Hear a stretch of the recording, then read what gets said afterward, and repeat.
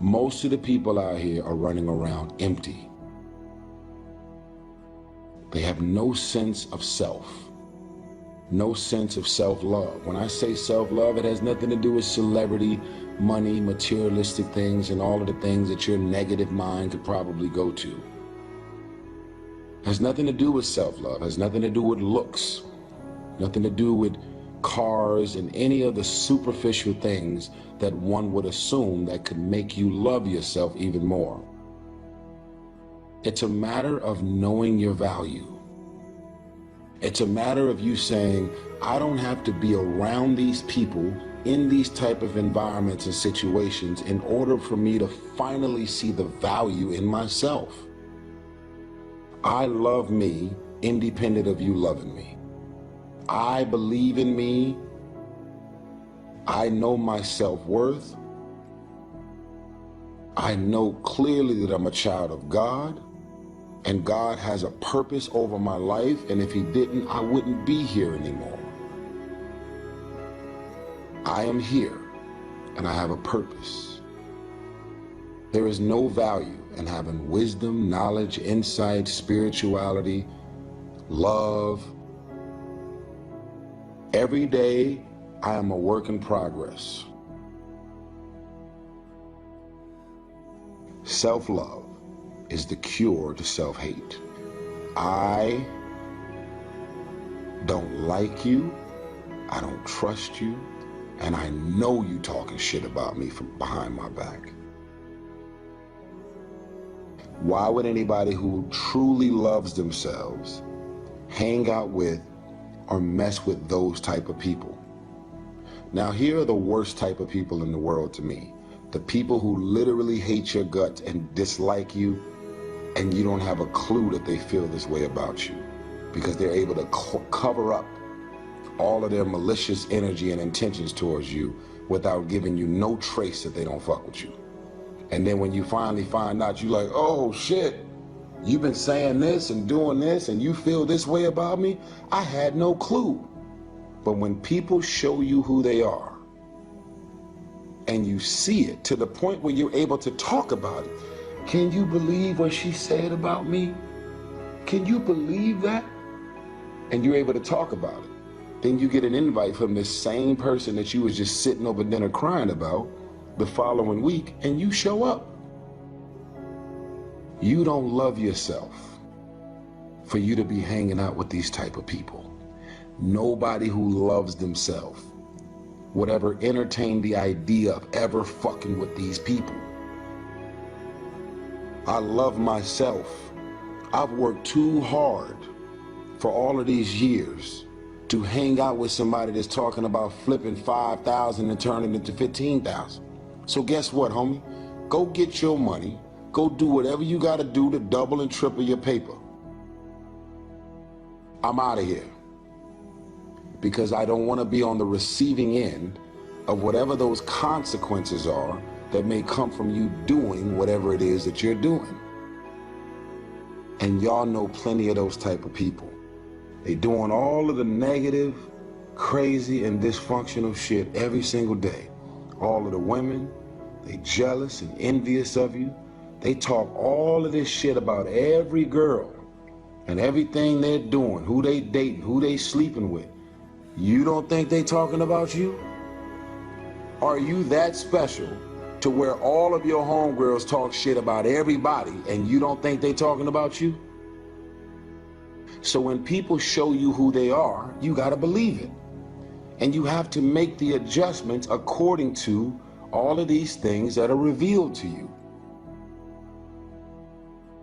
And your family is mean, evil, spiteful, condescending, and messed up. But you're so desperate for the validation. That's my family, you know what I'm saying? You know, I know they be mean, talking about me and my wife and my kids, and they all mean and fucked up, but you know that's family, right? That's family? That's family.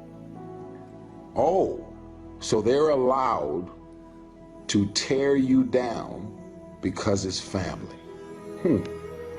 Doing cuts me even deeper because we actually have the same blood in our bloodstream.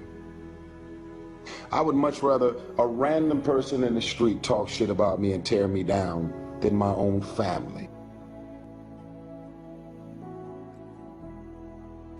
I love me. I see the value in me. And I have to be careful of who and what I give emotional access to me.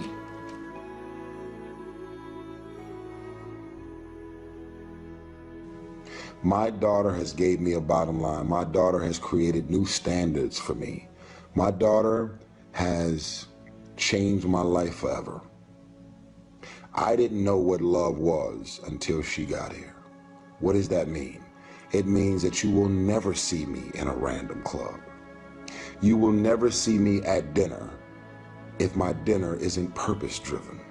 You will never see me hanging out or doing anything with anybody. I don't care who you are, how much money you're worth.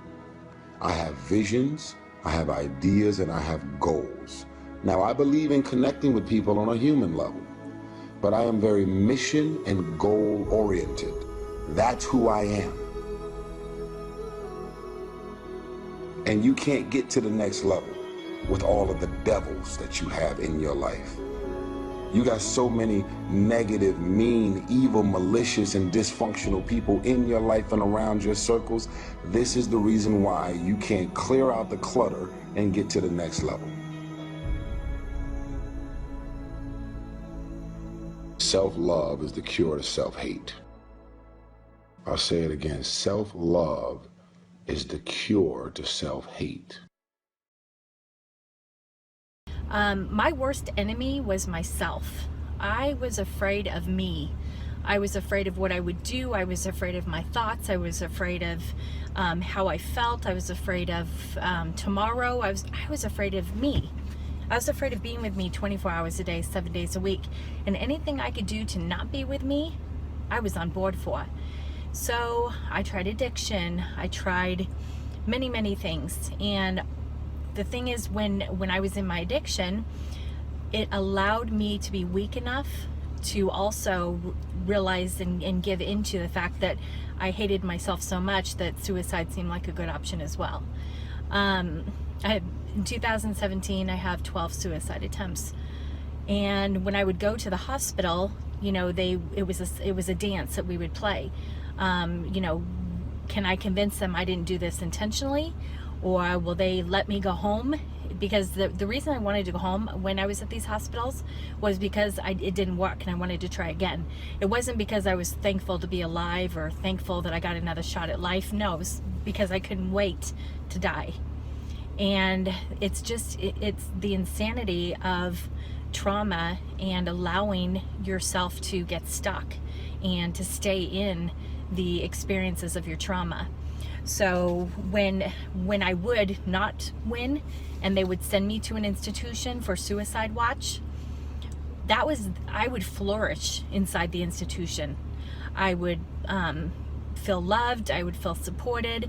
I was on medicine, so I didn't have, you know, I was calm, I was relaxed. There was so many things that being in an institutional really helped me. And when I went away to recovery for 100 days, that was the best decision I made, because for 1 week you can get a little bit, but really it's only about 30 days in that things can really start to change. And you know, it's interesting, there's also that fear of being institutionalized mentality, meaning that you feel like you can't do it on your own and you can only do it if you're in an institution. But the truth is, I'm living proof that you can do it outside of an institution, and you can live the life that you thought only other people get to live, because I'm living it. You know, wonderful family, wonderful job, wonderful friends, wonderful opportunities, just get to speak to you guys. One of my favorite things is letting you guys know how amazing and awesome you are. And why I say that is because, you know, people every day, in the everyday society, are not going to see someone who is drunk laying in a ditch crying. They're not going to stop. They're going to go, oh my God, that person's weird. But someone who's been through a trauma or addiction will look at that person and go, that person needs help, and you'll jump in. And it's like the football season, you know, it's like the Super Bowl. It's go time. There's one of us. They need us. And so the thing is you're amazing because you have lived through experiences that have made you such a kind and wonderful and giving person. And that's you doing that.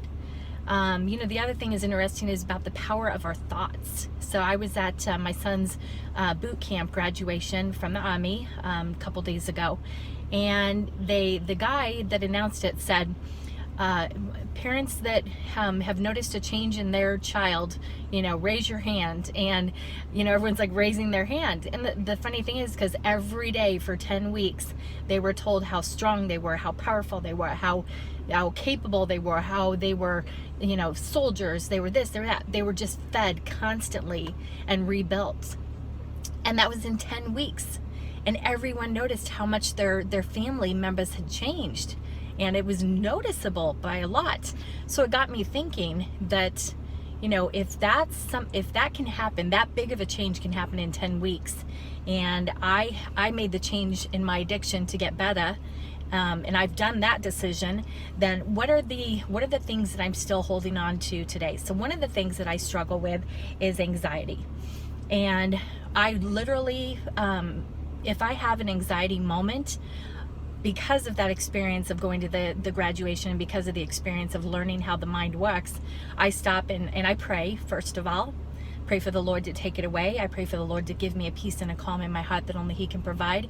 I pray for Him to wrap His angels around me, put me in the palm of His hand, protect me with a hedge of fire, wall of thorn protection, and, you know, just to be there with me. Then after that, I go into cheerleader mode for myself. Tara, you're okay. There's nothing wrong. Nothing happened. You're just having a panic moment, and it's not warranted. There's nothing that is warranting this moment or this feeling right now. It is just happening. And I will have to speak myself down. But the funny thing is that it works. It really does work. I can calm myself down, because the opposite of that is if I give into the anxiety and I go, oh my God, and I start to breathe and I'm like, what's going on? It's gonna, you know, and that's going to send me into a really bad direction really quickly.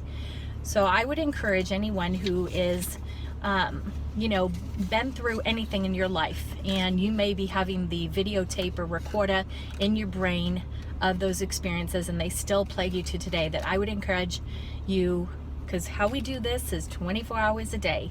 That's how we face recovery of from anything, is 24 hours a day. Yesterday is already done. Nothing you can do about yesterday. Today you're living right now, and tomorrow never comes. If you think about it, when you go to sleep tonight and you wake up, it's today. So you always have today to do whatever you need to do. And if you can just take that mentality and say, today I'm going to say this about myself, or if this thought comes in my head, I am going to counter it with this thought. And I challenge you to give it a try. I challenge you to see how it goes, and see what 10 weeks of your own boot camp can do to you and your you know, your health, and reigniting you, and, you know, just realize how amazing you are and how many opportunities that are still out there. I mean, the thing is, if you're still alive, then the Lord's not done with you. The creator of everything needs you, has made His choice to design this world that way. He needs you.